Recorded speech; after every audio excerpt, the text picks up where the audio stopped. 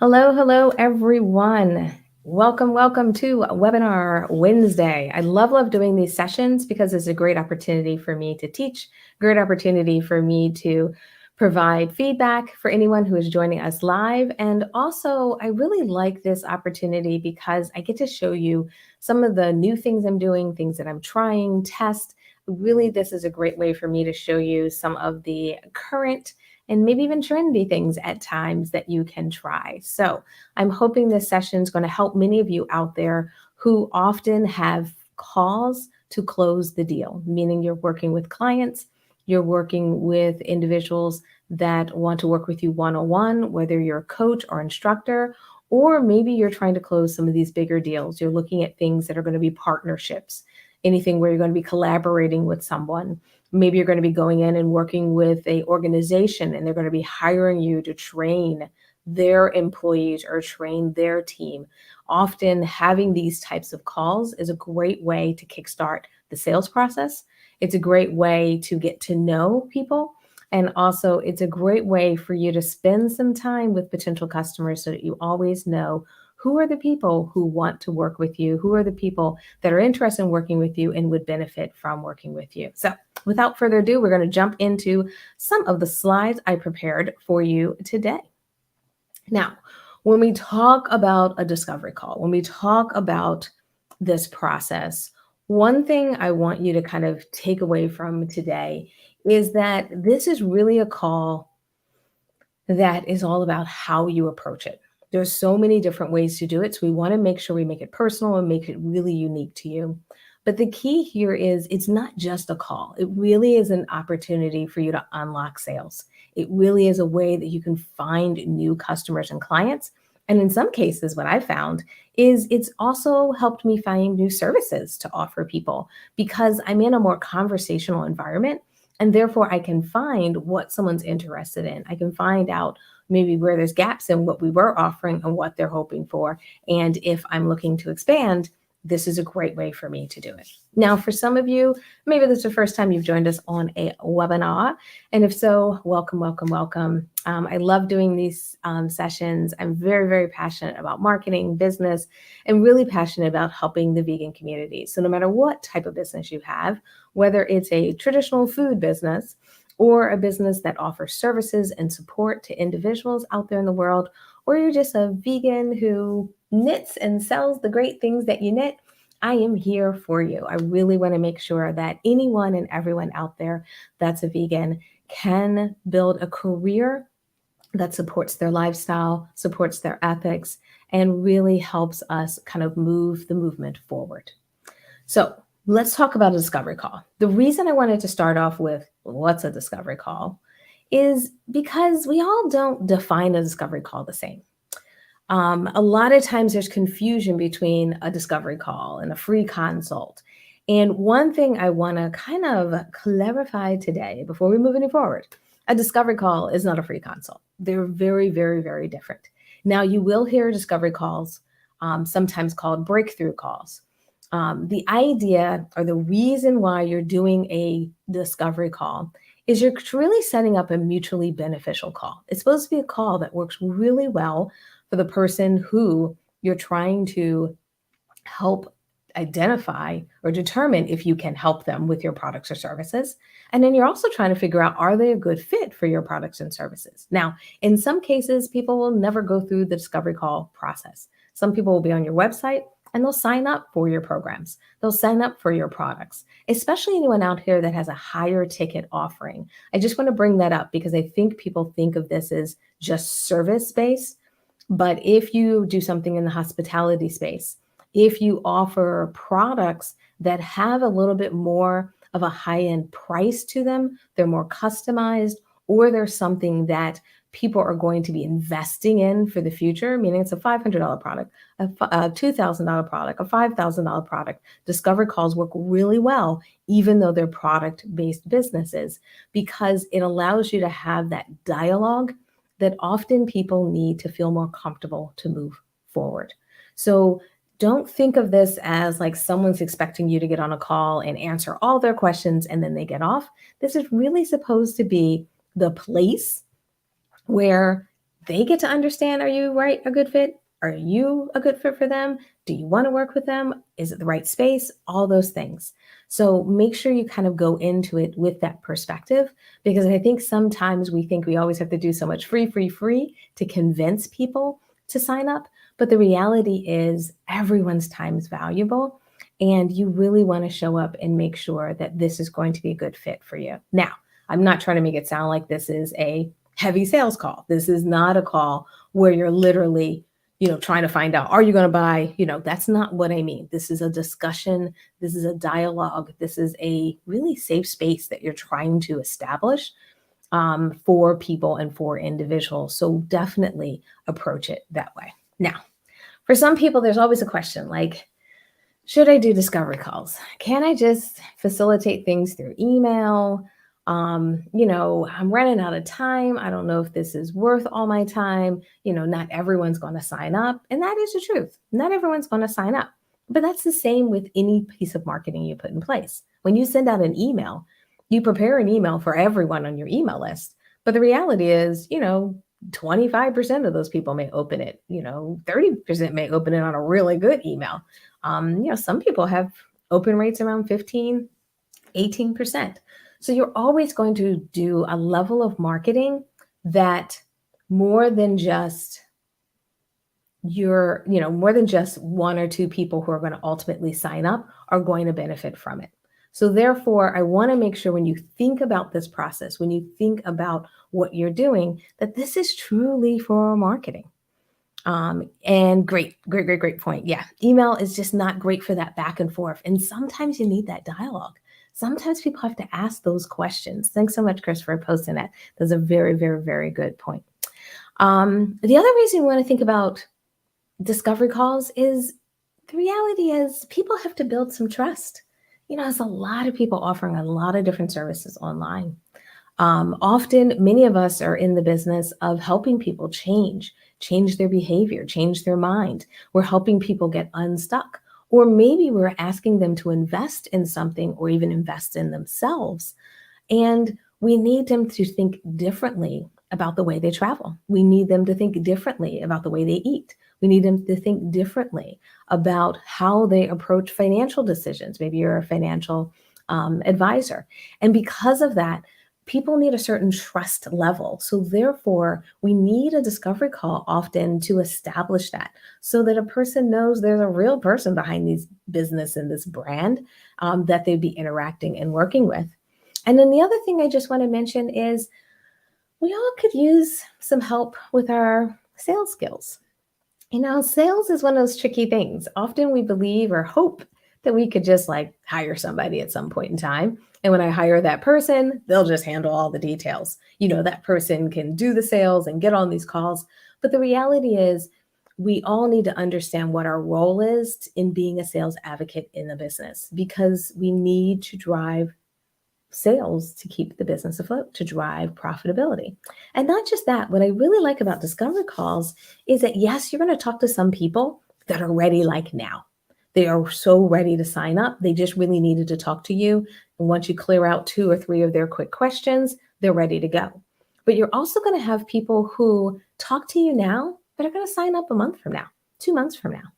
And for many of our businesses, what really can help a business thrive is having a pipeline, is having a group of people that are interested in your products, but maybe aren't interested now, but you've been able to identify that they are interested in that next step. And therefore, you can follow up with them in a week, a month, or 2 months. And therefore, you're not starting with the beginning of the marketing process at that point. You're not trying to find brand new people who've never heard of you before, turn them into customers. Instead, you can work with people where the timing wasn't right when they initially talked with you, but the timing is right later on in the year, or something might have shifted and therefore they're ready to go. So remember that this isn't just a one and done type of opportunity. Often this is where your consistent customer base can come from, because now that people understand the price, now that people understand what you offer, for some people, they just need a budget for it. They need to put the money aside. They need to talk to a family member or spouse, just because, we all sometimes like to get advice from other people or get perspective from other people. And when they have all the information they need to make a decision and they're in an environment where there's no threat, there's no pressure, people get that time to kind of step away from your call and think about it and then maybe come back. It really can create a business model where you always have people that you can follow up with and talk to turn into customers. All right. So, what are we trying to do? What are we trying to put together here? What we're trying to do is when you're building out your discovery call process, you really need multiple steps to put this together. It's really not just the call. There's the pre-call process, there's the during call process, there's the post-call process. And then with all this going on, it needs to be a little bit flexible because you don't know always who's on the other end of that call. You don't know always the expectation, but I am going to talk about some tips and some ways that you can have a better call and you can get more out of them. But I always want to bring this up because often the pre-process and post-process can really ensure that number one, you have a very good call. And number two, you can convert more people because if the pre-process is done well and the post-process is done well, what happens is it's less kind of laborious. It's less work on you because there is a way to turn this into a repeatable process. So let's talk about a couple of things that you need to make this happen. The number one thing you need is a discovery call page. I bring this up and I'm just curious, how many people who are on the session today, how many people already have a discovery call? If you're in Zoom, you can just raise your hand or drop a note in the chat. If you're live, you can just drop it in the comments on YouTube or whatever social media platform you're on. I'm just curious. And the reason I'm asking this question is because what happens sometimes is we have tools like a discovery call, like we have a link, but it's like a hidden link. It's not a link someone can find. It's a link that we distribute, or it's a button that's really low on the page, on our homepage or something. But I really, really want to recommend creating a dedicated page. Now, the dedicated page, sorry, doesn't have to be huge. It doesn't have to be comprehensive from the standpoint like it's all laid out and it has all this graphical components to it. The key is it probably needs a photo of you or of the team if you do have a bigger team, just so people know and can connect with who they might be on the call with. Often you'll have something like maybe a little quick bio on there. I always love to have something that explains the process because we definitely want to make sure, like I said, people feel like it's a safe space and they can literally not feel so cornered into anything. They really want to understand what is this call for. It also sets the expectation for it. And then you include a testimonial. So I would highly recommend having a page or something dedicated that people can click to. Oh, great, Brighty. It's great. It's here that you have it connected to email. Yep. Chris, definitely something to add to the list. Mac, definitely work in progress. And I bring that up. I'm glad you said the work in progress. Deetra, I see you there. Glad to hear that you're in the process of building one as well. So I'm glad, Mac, that you said something about work in progress. One thing I want to say is when I give you recommendations, when we talk about these things, sometimes these things have to be work in progress. Sometimes you may get off today's session and on Friday, dedicate some time and create your first discovery page and then launch it. But 2 weeks from now, maybe in a month from now, you may come back to it and enhance it. So don't always think that everything you have to launch or do, especially as a result of things that you're learning, whether they're from me or from other people, that has to be like created and launched in this perfect final process. What they really should be done is they should be launched in stages. So get started and feel comfortable with that idea that many of us, even personally, are work in progress. So therefore, having components of our business, and continuing to enhance them is really a great way to do it.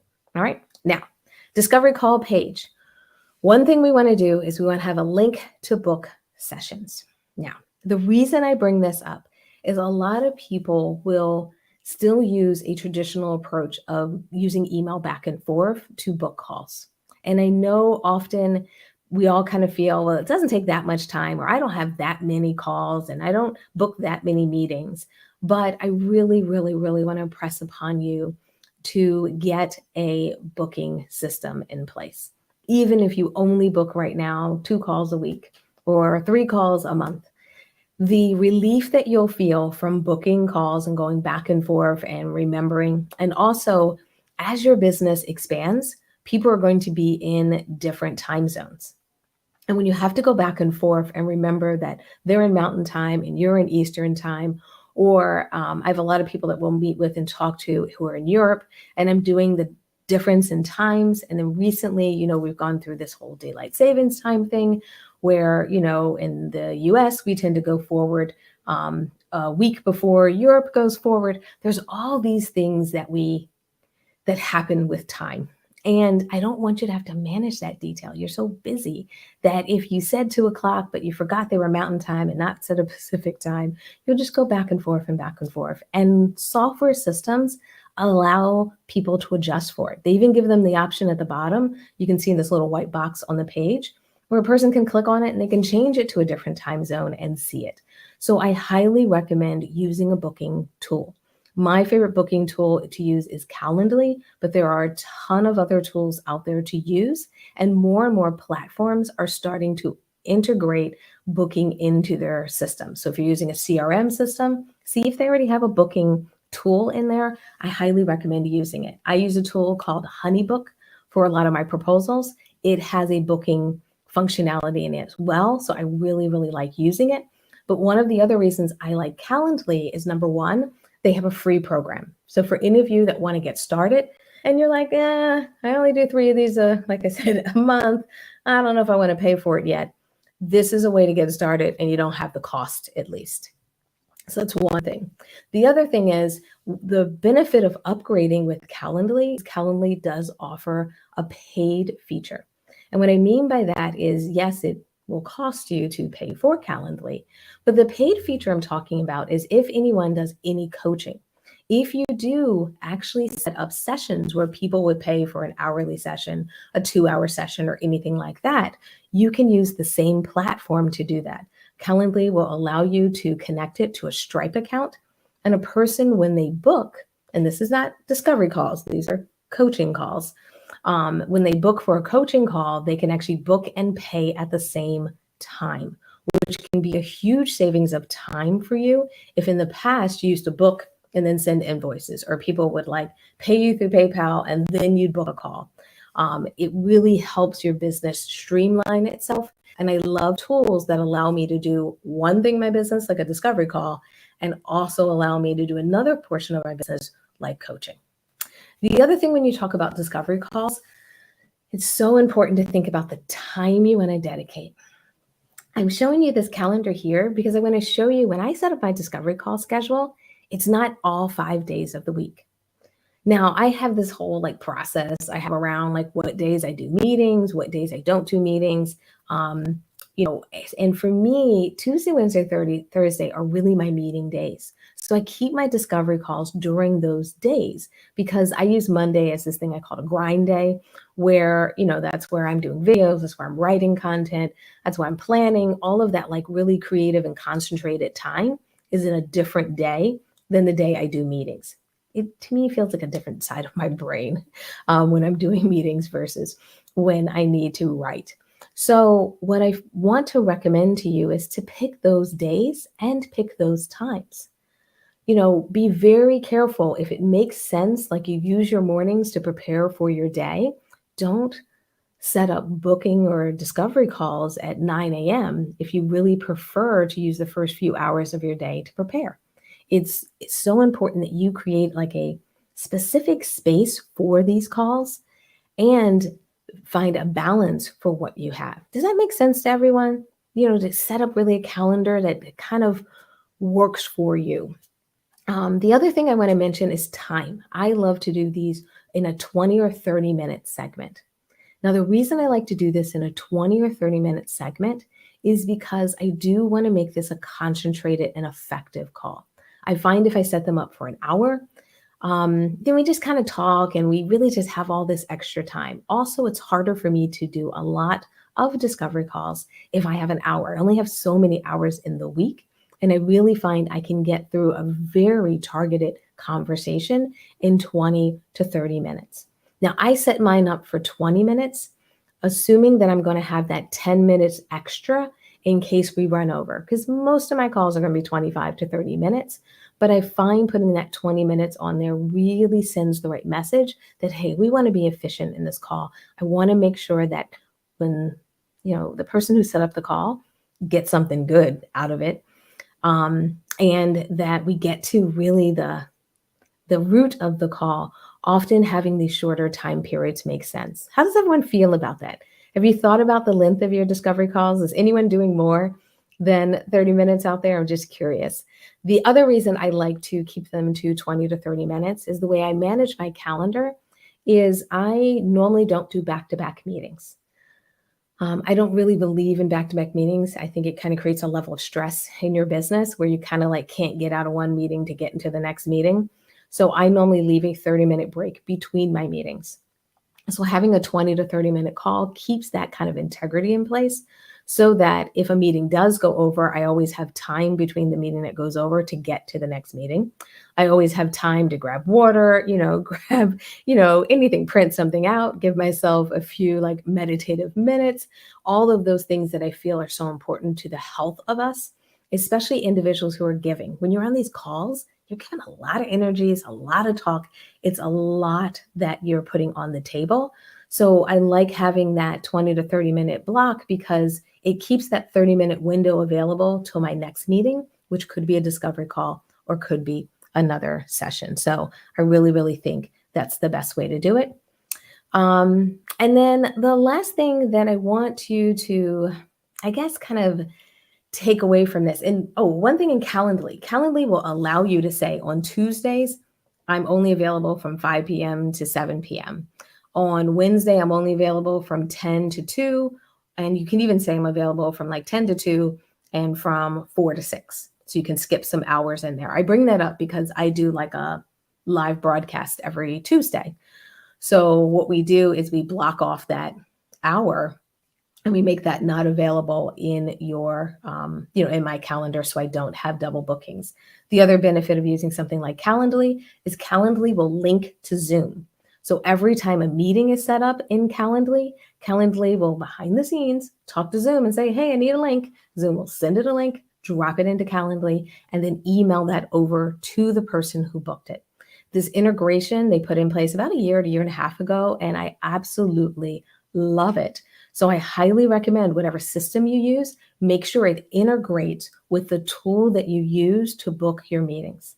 I also recommend doing your discovery calls as Zoom sessions as opposed to phone calls. A couple of different reasons for that. Number one, I try not to do as many phone calls. You'll have a phone number that now you're starting to distribute to the world. And many people are using their personal cell phones, not a business cell phone.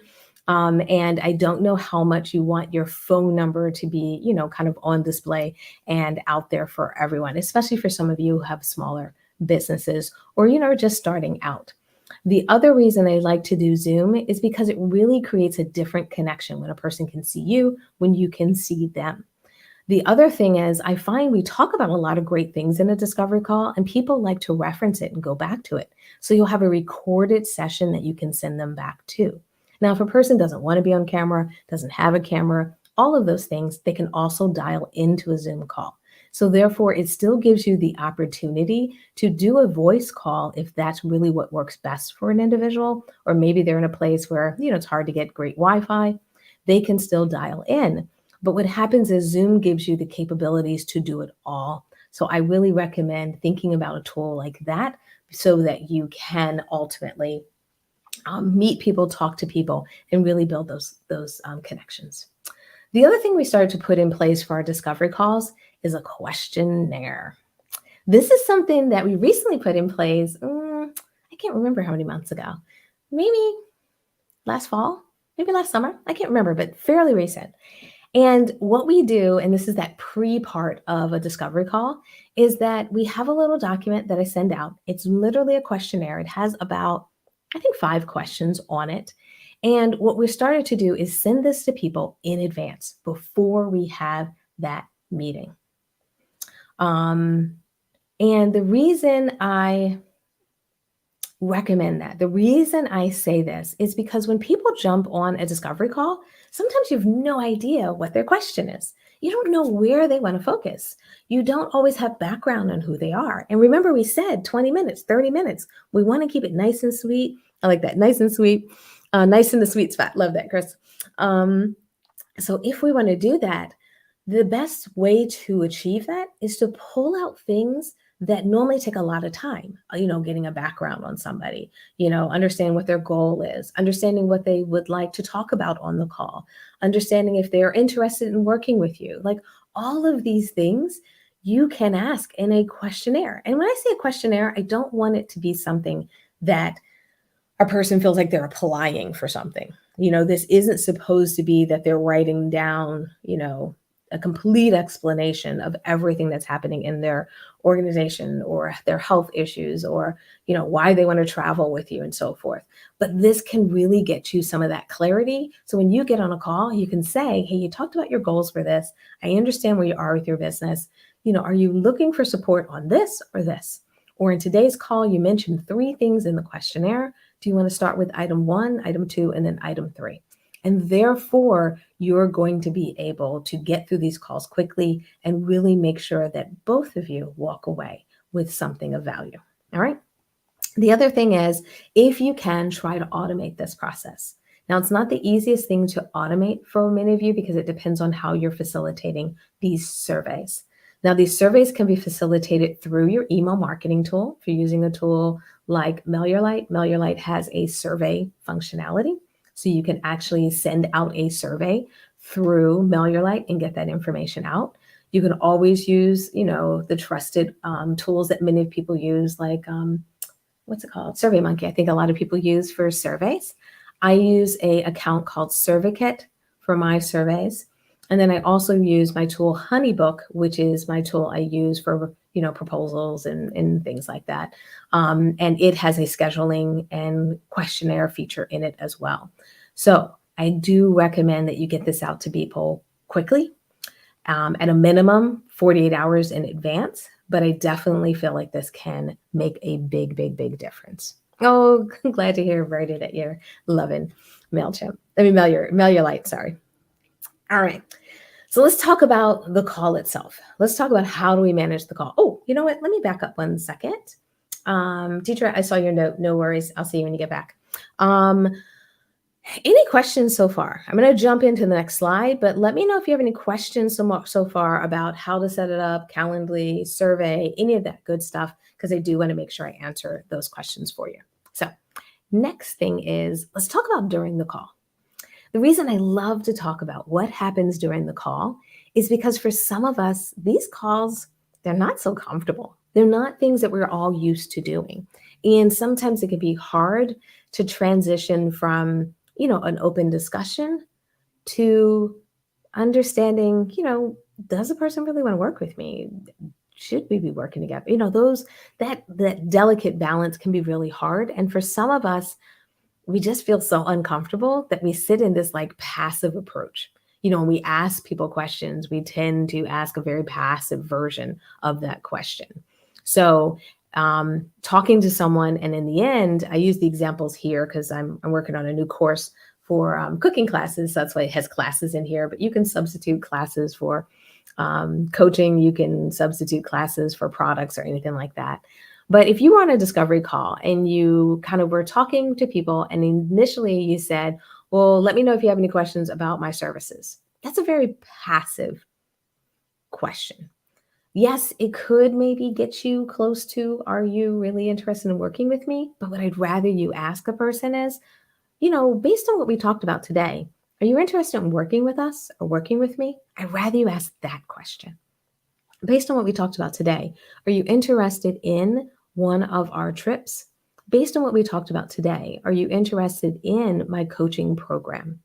And This is not a aggressive question. This is not a, go grab your purse or your credit card kind of question. This is just getting a sense of where a person is. So I really think it's important that we check our language when you're having these calls. The other thing is at the beginning of the call, please, please, please figure out the expectations for the call. A lot of times I'll ask people, do you want to talk about where you are as a business? Do you want to help understand how we can work together? Is there a specific service that you have a question on? Is this just, you wanted to kind of chit chat and see what happens? I like to ask people their perspective, their expectation.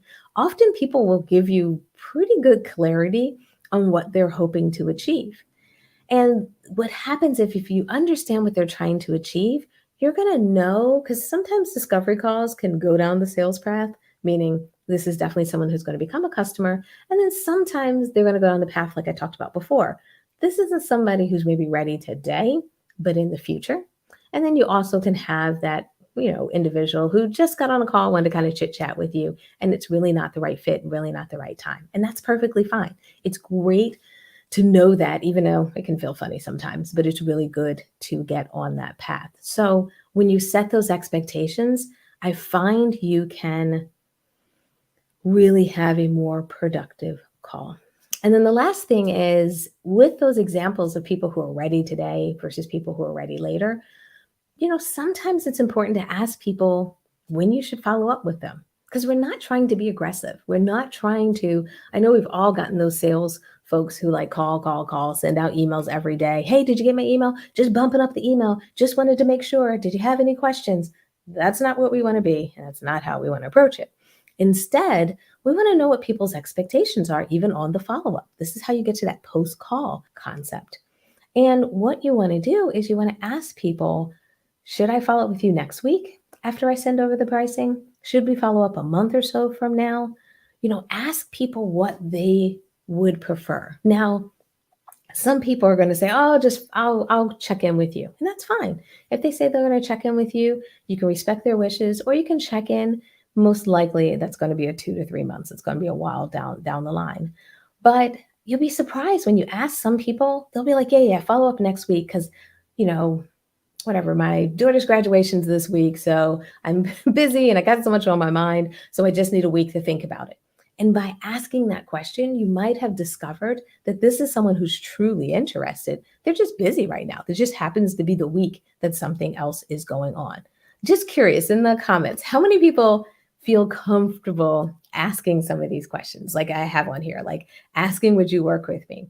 Asking when you will follow up. How many people either feel comfortable or are some of you, or how comfortable would you feel moving forward asking some of these questions? Because I think these are the things that can distinguish a good discovery call from a discovery call that you kind of get off and say, well, what was the result? Like what happened after that call? Because a discovery call, if we don't plan it well, it can feel like you met somebody, for tea, at Starbucks. Like it can feel like just a quick chit chat. And those are good at times, but when you're running a business, you don't have that much time to just chit chat randomly throughout the day. So we want to make sure that you don't kind of get off a call wondering if you met their expectations, wondering if they want to work with you, wondering what to do next. So the more you can really craft your language into getting the answer that you need and understanding where do you want to go next, you can really, really get a better result. Perfect. All right. That sounds good. All right. The other thing we want to do to have a great discovery call, we need systems in place. We need things that support the next step. And I bring this up because this is something I've been really working hard on. And this really is even something we're continuing to work on because I'm starting to get, I started to get really a significant amount of discovery calls. And when my team shifted and then I got sick in January and all these things happened to me, I messed up my wrist. I couldn't type for like 5 days. It's just been a crazy, even 2022, that what happened is when I finished talking to someone, it used to take us a while to send them a proposal, send them a quote, send them the information that they were looking for. And a lot of that was because I was trying to be maybe a little too creative. I was almost making this process a little bit too custom. I was thinking, oh, I'd get off and I'd write out a proposal and an invoice and all the data and information we need. And what I realized is I started to kind of reverse engineer the process. I started to think of it differently, meaning for most of the calls that I have, most people are going to fall into services that I already offer, services that I've already worked out the pricing. Now they may have it may be slightly different. It may be more like a buffet offering, meaning I'm going to add a little bit of this, a little bit of this, a little bit of this. But because I know the price points for all of those components, all I have to do is put them into one document, one proposal, one brochure. So what I did is I spent some time writing out all the services that we offer, putting those price points not just on our website, but in our materials so that after a call, I can send someone a proposal. After a call, I can send someone an invoice because they're already set up as templates in my system. Now, the system I use, that system Honeybook that I mentioned, and I just discovered it. And when I discovered it, I was just so happy because I used to do things in like Word and Google Docs and all these other things. And it just used to be a nightmare because the formatting and all that stuff would move all over the place. So I highly recommend thinking about creating templates, thinking about what do you normally need off of these calls so that you almost have the 80-20 rule. 80% of these calls can normally use a template or a combination of a template after the call if you need to send someone a quote or any of those items. And it's only 20% that you really have to sit down and work on these things. How many people have templates? Do you have templates for like your contracts? Do you have templates for your invoices? Do you have templates like a brochure that has all your pricing written down? Like, do you have like it set up as a template? Or were you doing kind of like what I was doing where I'd have to go to like, where's my last one I did? Okay, let me duplicate it, change the name, change this information, try to update it, and so forth. That's how I lived for a long time, where I was just, taking the last version and editing the last version. But one of the biggest changes we made last year was creating templates, creating brochures, and also the difference between a brochure and an invoice. Because a brochure is going to need more content in it. A brochure is probably going to have some testimonials in it. A brochure is going to have, 2 or 3 or 4 services in it, where an invoice is going to have the final service that someone's going to sign up for. A contract is going to feel a little bit different, and having my standard contract language. So thinking through kind of what the difference is between the templates that you need can really make a difference, and making that post discovery call process much easier. Also, it makes the discovery call easier when you really know your services. And I don't mean to make it sound like, yeah, I use that Coaches Console. I remember that software that you signed up for, Deetra. That's actually really good software. I bring this up because I don't want to make it sound like we're not all prepared, or, we're not all ready to put our templates together, put our documents together. I don't want to make it sound like, that we all aren't doing a great job of putting together what we need. But what I've found, at least for myself, and the reason this became really crucial for me, is 2 things. Number one, if I didn't have all this stuff written down in a central location, no one else could help me, meaning I'm the only person that has the information in my head. Number 2, on a discovery call, when someone asks me what the price is for something, if I didn't have my prices really worked out, meaning not just generally what my pricing would be, not just generally what my hourly rate is, but really this is program 1, 2, 3, 4. And if I make variations to it, like I do a coaching program where I meet with people twice a month, I have the difference where I meet with people 4 times a month. I have a difference where I meet with people twice a month and do a check-in call. Like all of those I have written down. So when I'm on a call, I can say the actual prices with confidence. I don't have to feel like, I want to misquote my prices until I look at them. So having this stuff written down makes the call even better because you can be very clear on that price. And then here's the thing. When you say to someone, this program is going to cost this trip is going to cost this service is going to cost this, and then you deliver that message, you can follow up with a question to say, is that within the budget or is that within what you were expecting? And once again, it gets away from a passive environment where most people just like lob the price over and duck or get quiet. It allows you to ask a person, is this in the range that you were thinking? And a person can say, oh, no, that's about where I was thinking, or that's a little bit higher than what I was thinking, so I may need some time. There's nothing wrong if it's a little bit higher. Give them that time to get there. And sometimes what I'll do for people, I'll say, well, let me send over the brochure so you have all the details in front of you. Because the way we do a coaching package may be a little different than what you've looked at before or what you're comparing it to. So I'd rather you have all the details in front of you so you understand the value. And that's another way to really help people feel the value in your services as you move forward. All right. Last thing I want to mention, and this is one of my favorite things to do, and I know not everyone is into this as much as I am, but I love sending videos with proposals, especially if you're going to be doing something bigger. You're going to be working with an employee program. Someone's going to be hiring you to like train their team, their staff, their employees, their customers. When you're doing something that is maybe that 20% proposal opportunity where it is a little bit more dynamic, or maybe it's a newer proposal. Last year, I had to do a different proposal than I've done before where, I was creating like 6-month packages, where I was creating packages that are a little bit more high-end, high-touch coaching programs because someone had asked if they could get maybe a little bit more time with me, more consistent time with me. And in the past, I was mostly doing 3-month coaching programs. And as I moved over to 6 months, I was like, okay, maybe I can do this in a slightly different way and do a little bit different kind of in coaching. The other thing that happens sometimes is people will ask me about 2 different options.